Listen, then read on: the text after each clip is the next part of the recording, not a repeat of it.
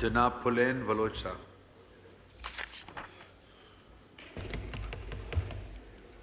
Thank you जनाब speaker साहब।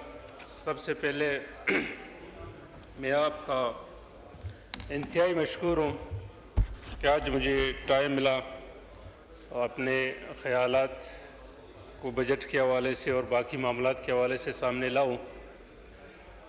सबसे पहले मैं यकीनन ये कहता हूँ कि इस बजट पे एक तफसीली बहस हुई, इसके हक़ में और इसके ख़िलाफ़ भी अच्छी तरह पोस्टमार्टम किया गया और इसके मनफी और मुस्बत पहलू सामने लाए गए।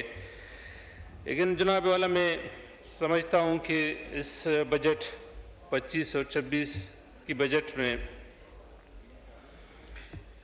जो राय सामने आए मोस्टली उनमें यही था कि जो टैक्सेस बजट में लाए गए उनकी हुकूमती बेंचेस से और अपोजिशन बेंचेस से दोनों से इसके ख़िलाफ़ राय आई कि इनको नहीं होना चाहिए। तो यकीनन मैं भी यही चाहता हूँ, मेरा पार्टी का भी यही मौक़िफ़ है कि जो बेजा टैक्स हैं, जो दूसरों के कहने पे या IMF या वर्ल्ड बैंक के कहने पर हम अपने अवाम पर क्यों इतने सारे बोझ डालते हैं, जो ऑलरेडी पहले से मुख्तलिफ टैक्सेस पे कर रहे हैं हुकूमत वक्त को या हुकूमत पाकिस्तान को। मैं भी चाहता हूँ कि उन टैक्सेस, मेरा गुजारिश है हुकूमत से कि उन टैक्सेस की जो निशानदेही की गई उनको बजट से उनको रिमूव किया जाए या उनको ख़त्म किया जाए। और साथ साथ हमारा ये मुतालबा भी है कि इस पर मज़ीद टैक्स न लगाए जाएँ। दूसरी बात मुझे जो सबसे ज़्यादा तशवीश है वो मुलाजमीन के हवाले से कि मुलाजमीन को हर वक्त हरासा किया जाता है मुख्तलिफ अदवार में मुख्तलिफ हुकूमतों की तरफ से, और इस मुल्क को जो सबसे ज़्यादा टैक्स देते हैं वो भी एम्प्लॉइज़ हैं, मुलाजमीन हैं जो सबसे ज़्यादा टैक्स देते हैं। और ख़ास कर जो पेंशन जो पेंशनर है वो बेचारे इस उम्र में भी मैं देखता हूँ कि कहीं कहीं व्हील चेयर्स पे, कहीं कहीं उनके बैसाखियों पे आकर अपना पेंशन वसूल करते हैं, लेकिन उनकी भी पेंशन की जो मुस्तकबिल है उसको ख़त्म किया गया और उनको एक ऐसी जगह पे, ऐसे चौराहे पे छोड़ दिया जा रहा है कि मैं नहीं समझता हूँ कि ये गवर्नमेंट के लिए ये अमल मुनासिब है।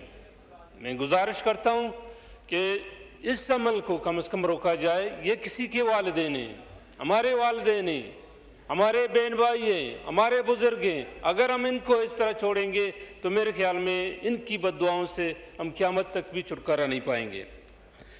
तो जनाब स्पीकर,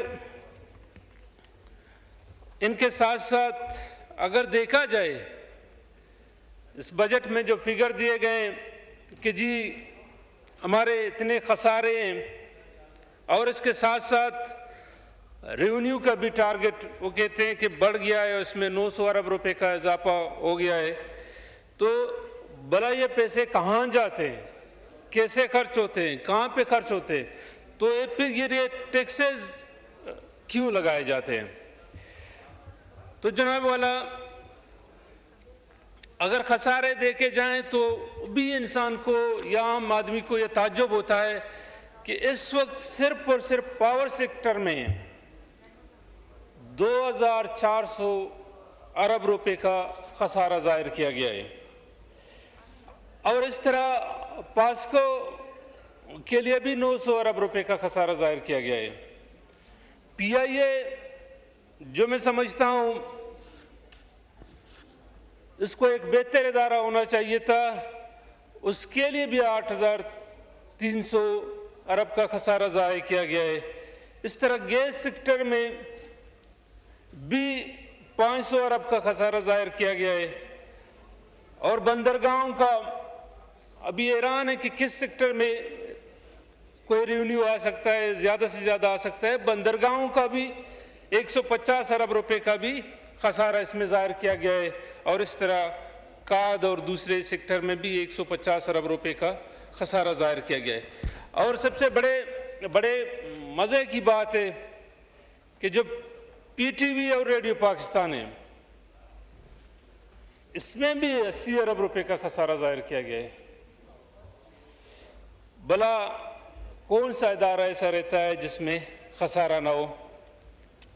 तो मैं कहता हूं कि गवर्नमेंट को और संजीदगी का मुजाहरा करना चाहिए और अपने मामलात हैं जो उनको बेहतर बनाने चाहिए। तो इसके साथ साथ सर मैं आपकी तवज्जो हालात आज़रा पर दिलाना चाहता हूं कि हाल ही में सर जो ईरान इसराइल क्राइसिस पैदा हो गया है, उससे सबसे ज़्यादा जो असर पड़ा है हम बलूचिस्तान वालों को, ख़ासकर जो हमारे 3 डिवीज़न है बलूचिस्तान के, मकरान डिवीज़न है, रक्षान डिवीज़न और कलात डिवीज़न, इसमें लाखों लोगों का रोज़गार मुतासर हुआ है और लाखों लोग इस वक्त मैं कहता हूँ बहुत परेशानी की आलम में, इस तरफ भी और उस तरफ भी यही सूरत हाल है। होना तो यह चाहिए था कि यहाँ पे हुकूमत की तरफ से ईरान को साथ देने का वादा किया गया, उसका बाजू बनने का ऐलान किया ख्वाजा साहब ने, और उसके ऐलान के साथ ही तमाम बॉर्डर्स को बंद कर दिया गया। अभी हमारे पास न पेट्रोल मौजूद है, न गैस मौजूद है, न बाकी ज़रूरियात ज़िंदगी मौजूद है। अभी हुकूमत पाकिस्तान की जिम्मेदारी बनती है कि उस तरफ तवज्जो दें कि वहाँ पे क्या हो रहा है। एक ऐसा अलमिया पैदा हो रहा है, मगर अफसोस से कहना पड़ता है ना मरकजी गवर्नमेंट न सूबाई गवर्नमेंट उस तरफ तवज्जो दे रहे हैं।